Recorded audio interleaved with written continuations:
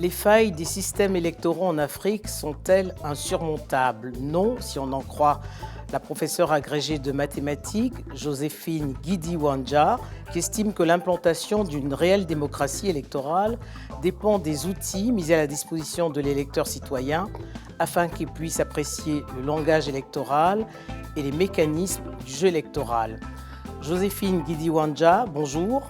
Bonjour Madame Denise. En 1990, au lendemain des conférences nationales, s'ouvre l'ère des élections multipartistes sur le continent. 34 ans plus tard, les pratiques électorales sont toujours sujettes à caution.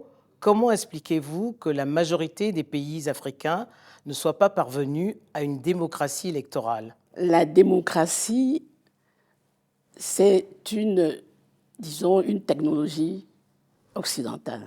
Dans une technologie, il y a des prérequis. C'est comme un médicament. Lorsque vous allez à la pharmacie, vous achetez des médicaments, il y a toujours une posologie. Vous ne devez pas dépasser telle dose, vous devez, voilà, les mesures. Et c'est ainsi la démocratie et les élections démocratiques. Mais seulement, c'est-à-dire que je prêche pour qu'on puisse enseigner même dans les universités, qu'on puisse créer des unités de formation, ce que c'est que enseigner aux élèves comme aux étudiants, ce que c'est que la démocratie et ce que c'est que les élections démocratiques. C'est tout simplement parce que nous n'avons pas compris ce que c'est. Alors, si vous deviez définir ce que c'est la démocratie, qu'est-ce que c'est? La démocratie, c'est, vous savez, c'est issu de la Grèce antique.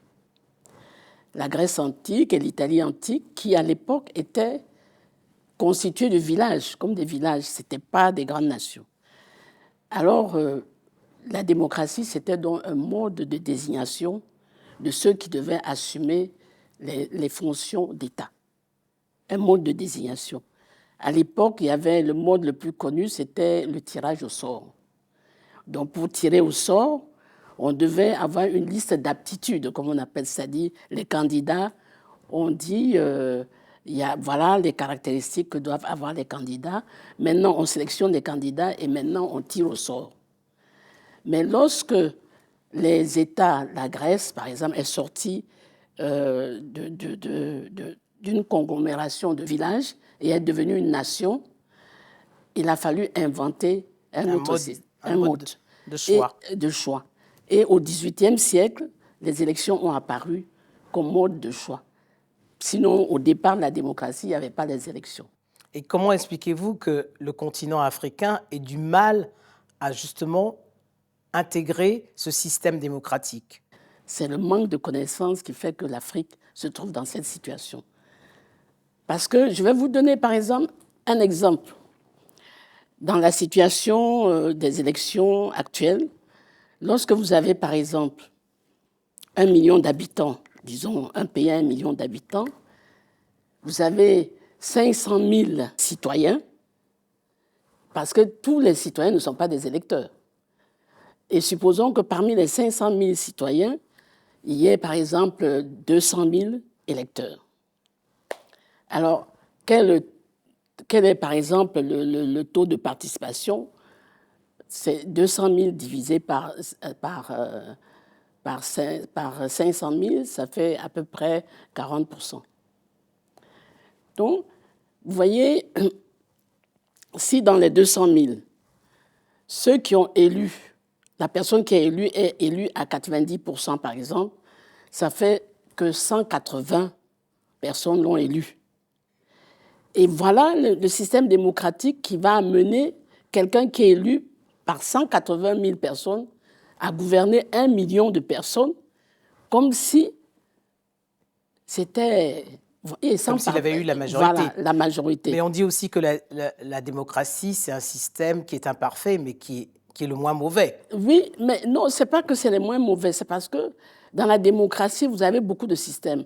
Il y a le vote, il y a le scrutin, il y a le suffrage, il y a beaucoup de définitions, comme on dit en mathématiques. Il y a beaucoup de choses qu'il faut définir dans le langage électoral.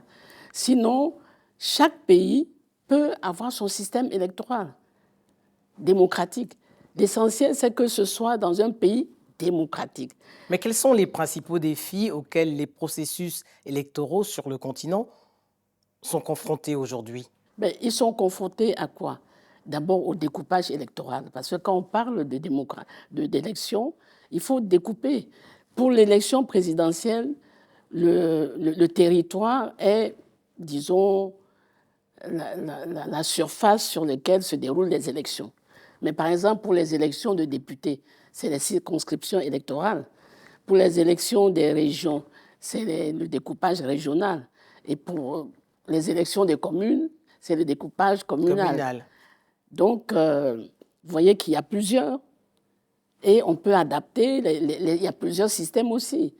Il y a les majorités relatives ou absolues. Alors, je prends par exemple la majorité relative. Vous avez des pays qui ont la majorité relative pour les présidentielles. Qu'est-ce qui se passe? Cela veut dire que s'il y a 20 candidats, et si celui qui vient en tête a par exemple 20%, il va gouverner le pays avec 20%. Ce n'est pas normal dans une démocratie. Il faut que nous adaptions notre démocratie. Et c'est pour ça que nous avons des problèmes.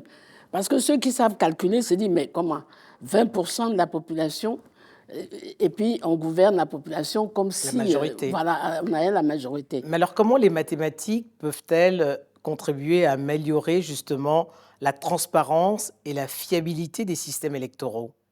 Les mathématiques, d'abord, il y a des calculs. Il faut qu'on maîtrise les calculs.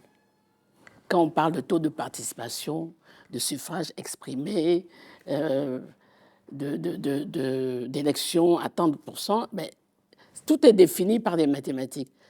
Par exemple, on vous dira l'élection uninominale, c'est quand il y a un seul candidat. L'élection plurinominale, c'est dans le système des régionaux, par exemple, c'est des listes. Et comment on doit voter des listes, ça vous donne aussi... C'est mathématique, vraiment. Et donc, c'est cette culture qui manque aux pays africains qui ont mal à leur démocratie. Exactement. Cela manque à la base. Et c'est pour ça que je dis, le livre, c'est pour que le peuple soit une sentinelle des élections. Tant que le peuple n'est pas la sentinelle des élections démocratiques, ben, il y aura toujours des problèmes entre les dirigeants. Parce qu'il y a toujours, nous le voyons ces temps-ci, il y en a qui disent « je suis élu », les crises post-électorales. Voilà, exactement. Et comment passe-t-on du statut d'électeur à celui d'électeur citoyen, comme vous le dites dans votre livre? L'électeur citoyen, en fait, je veux parler de l'électeur sentinelle, c'est-à-dire qui fait en sorte que les élections ne soient pas un ring de violence. Il fait en sorte que l'élection soit apaisée, qu'il n'y ait pas de mort d'homme. Or, nous, en Afrique, on est un peu loin de là. Il n'y a jamais zéro mort. Voilà, il n'y a jamais zéro mort. Et tout simplement parce qu'on n'a pas compris. Vous voyez, quand on dit les mathématiques, là, quand vous allez dans un bureau de vote, chacun a son candidat. Mais généralement, quand vous sillonnez les bureaux de vote, ceux qui représentent les candidats n'ont même pas de notion mathématique. Donc, on vient, on leur dit, bon, on va faire la comptabilité des voix, et puis on prend un système, on prend le tableau, on écrit, quand c'est 5, on barre, lui ne comprend pas.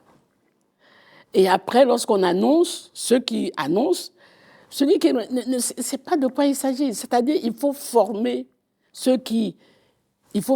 disons, le citoyen à la chose électorale.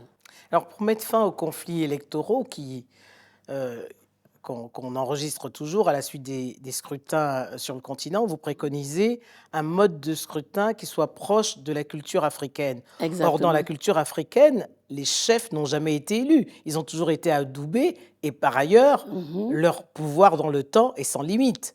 Mais n'oublions pas que dans le monde africain aussi, il y avait l'arbre à palabres. C'est-à-dire où on se réunissait, les hommes, c'était des hommes, les femmes étaient écartées pour prendre des décisions. On ne voyait pas des rings, des gens qui se boxent dans les villages, ça n'existe pas. Il y a des intermédiaires. C'est ce que l'État doit prendre aussi.